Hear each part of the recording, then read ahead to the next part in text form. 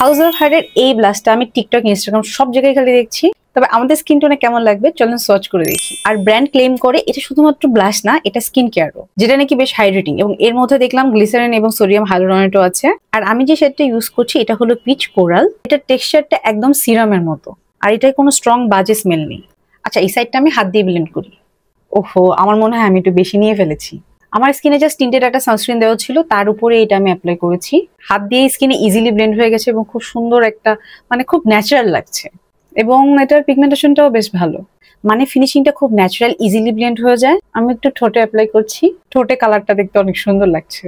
একদমই হেভি না, মনে হচ্ছে আসলে আমি ঠোঁটে সিরামই অ্যাপ্লাই করছি। তবে যারা খুবই পিগমেন্টেড ব্লাশ পছন্দ করেন তাদের কাছে হয়তো এটা তেমন লাগবে না।